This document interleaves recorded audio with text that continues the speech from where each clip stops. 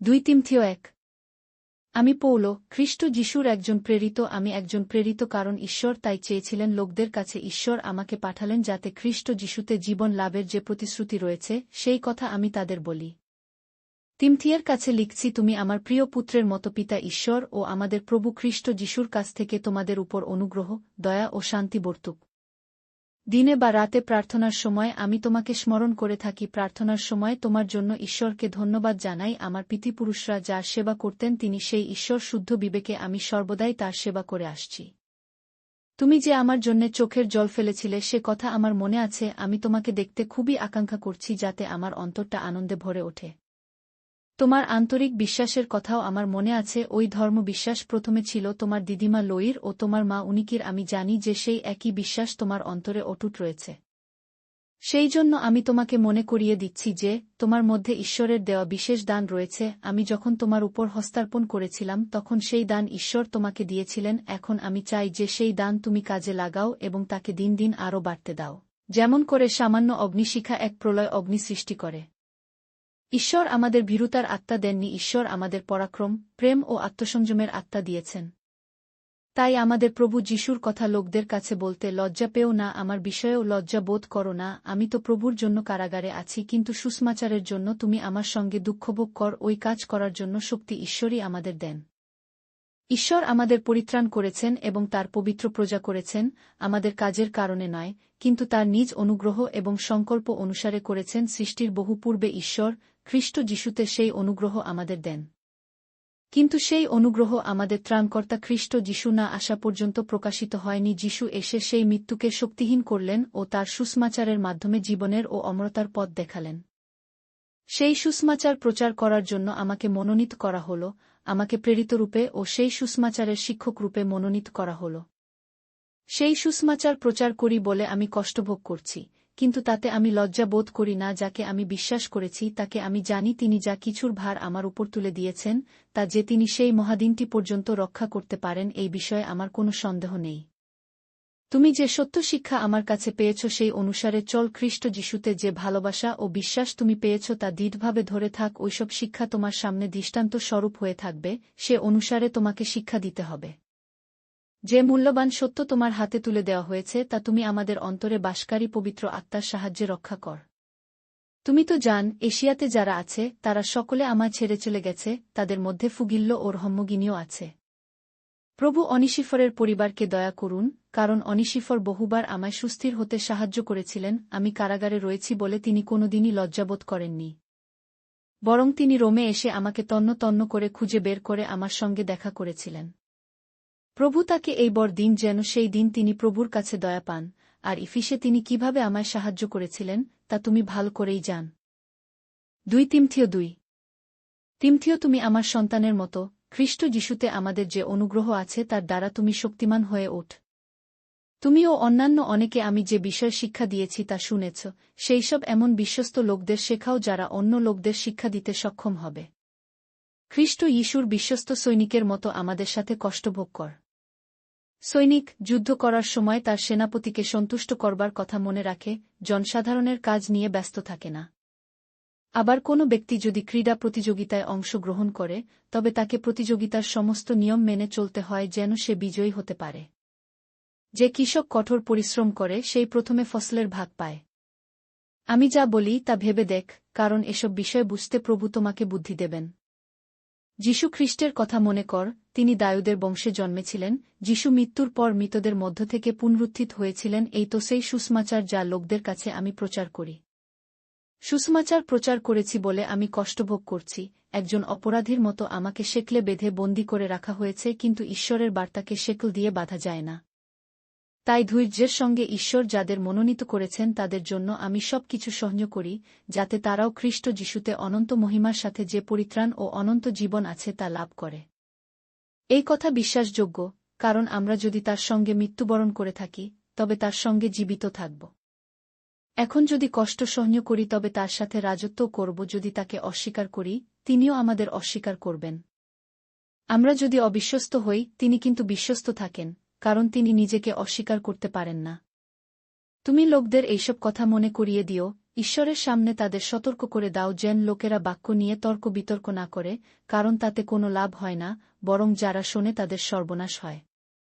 যে কর্মী সঠিকভাবে সত্য শিক্ষাকে ব্যবহার করে এবং নিজের কাজকর্ম সম্বন্ধে লজ্জিত নয় এমন একজন কর্মী হিসেবে ঈশ্বরের অনুমোদন পাবার জন্য আপ্রাণ চেষ্টা কর। কিন্তু বাজে জাগতিক আলোচনা, যার মধ্যে ঈশ্বরের কোনো প্রেরণা নেই তার থেকে দূরে থাকো। ওই ধরনের কথাবার্তা মানুষকে ক্রমে ক্রমে ঈশ্বর থেকে দূরে নিয়ে যায়। যারা এই ধরনের আলোচনা করে তাদের শিক্ষা কর্কট রোগের মতো ছড়িয়ে পড়ে হুমিনায় ও কিলিত হল এই ধরনের লোক। এরা সত্য শিক্ষা থেকে সরে গেছে। তারা বলছে, মৃতদের পুনরুত্থান হয়ে গেছে। এই দুজন লোক কিছু কিছু লোকের বিশ্বাস নষ্ট করেছে। ঈশ্বর তার মণ্ডলীর জন্য যে শক্ত ভিত স্থাপন করেছেন তা হেলানো যাবে না, সেই ভিতের উপর এও লেখা আছে। ঈশ্বর তার মণ্ডলীর জন্য যে শক্ত ভিত স্থাপন করেছেন তা হেলানো যাবে না, সেই ভিতের উপর এও লেখা আছে। ঈশ্বর সেই সব লোকদের জানেন যারা তার, এবং যে কেউ নিজেকে ঈশ্বরের লোক বলে সে মন্দ কাজ হতে অবশ্যই দূরে থাকুক।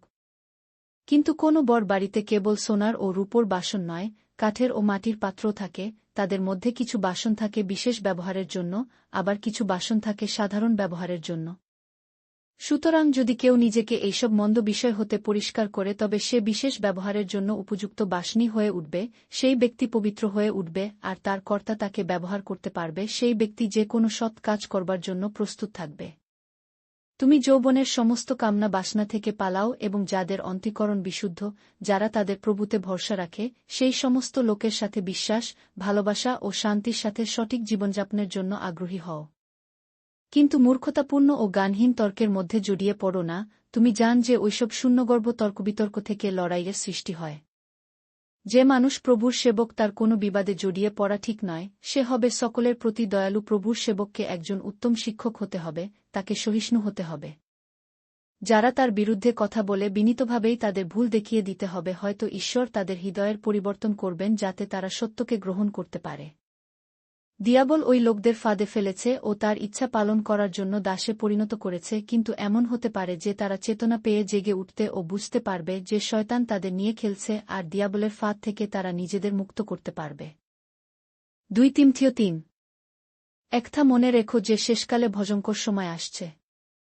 কারণ লোকে তখন স্বার্থপর ও অর্থপ্রেমী হয়ে উঠবে। তারা গর্ব করবে, সবাইকে তুচ্ছ করবে ও পরনিন্দা করবে। লোকে তাদের মা বাবার অবাধ্য হবে, তারা অকৃতজ্ঞ, অধার্মিক হবে। অপর লোকদের জন্য তাদের স্নেহ ভালোবাসা থাকবে না। তারা অপরকে ক্ষমা করতে চাইবে না, বরং তারা অন্যের বিষয়ে নানা মন্দ কথা বলে বেড়াবে। লোকেরা আত্মসংযমী হবে না, হবে হিংস্র। তারা ভালো কিছু শিখতে পারবে না। শেষের দিনগুলিতে লোকেরা বিশ্বাসঘাতকতা করবে, বিবেচনা না করেই তারা হঠকারীর মতো কিছু করে বসবে। তারা আত্মগর্বে স্ফীত হবে ঈশ্বরের চেয়ে, বরং তারা ভোগবিলাসকেই ভালোবাসবে। তারা ধর্মের ঠাট বজায় রাখবে, কিন্তু ঈশ্বরের শক্তি প্রত্যাখ্যান করবে। তিমথিও, এমন লোকদের সংস্পর্শ এড়িয়ে চল। এদের মধ্যে এমন লোক আছে যারা চালাকি করে লোকের বাড়ি বাড়ি যায় এবং সেখানে তারা এমন সব নির্বোধ স্ত্রীলোকদের উপর প্রভুত্ব করে যারা পাপের দোষে পূর্ণ এবং সব রকমের ইচ্ছা দ্বারা চালিত। সেই স্ত্রীলোকেরা সতত নতুন শিক্ষা শিখতে চেষ্টা করে, কিন্তু সেই সত্যকে পুরোপুরি হৃদজঙ্গম করতে সক্ষম হয় না। আর জামনি ও জাম্বির কথা মনে কর, তারা মসির বিরোধিতা করেছিল। সেইভাবে এই লোকেরাও সত্যের বিরুদ্ধে দাঁড়ায়। এদের মন জঘন্য এবং এরা প্রকৃত বিশ্বাসের অনুসারী হতে পারেনি। কিন্তু এরা তাদের কাজে কৃতকার্য হতে পারবে না। সবাই দেখতে পাবে যে তারা কত নির্বোধ। জামনি ও জাম্বির বেলায়ও তাই হয়েছিল। কিন্তু তুমি আমার সব কথাই জান যা আমি শেখাই, যেভাবে আমি চলি সবই তুমি জান। আমার জীবনের কি লক্ষ্য তাও তুমি জান। তুমি আমার বিশ্বাস, ধৈর্য, ভালোবাসা ও সহিষ্ণুতার কথা জান। আমার জীবনে নির্যাতন ও কষ্টভোগের কথাও তুমি জান। আন্তিওখিয়া, ইকনিও ও লুস্ত্রায় যখন আমি গিয়েছিলাম, সে সব জায়গায় আমার কি অবস্থা হয়েছিল, কত কষ্টের মধ্যে আমাকে পড়তে হয়েছিল তা তুমি জান। কিন্তু সেই সময় দুঃখ কষ্ট থেকে প্রভু আমাকে উদ্ধার করেছেন। খ্রিস্ট যিশুতে যত লোক ঈশ্বরের ইচ্ছানুসারে চলতে চাইবে তাদের সকলকে নির্যাতিত হতে হবেই। কিন্তু দুষ্ট লোকেদের এবং ঠকবাজদের ক্রমশ কি অধপতন ঘটবে। তারা পরকে ঠকাবে, নিজেরাও ঠকবে। কিন্তু তুমি যা শিখেছ তাতেই স্থির থাক এবং দৃঢ়ভাবে তা বিশ্বাস কর, কারণ তুমি জান কাদের কাছ থেকে তুমি সেই শিক্ষা পেয়েছ।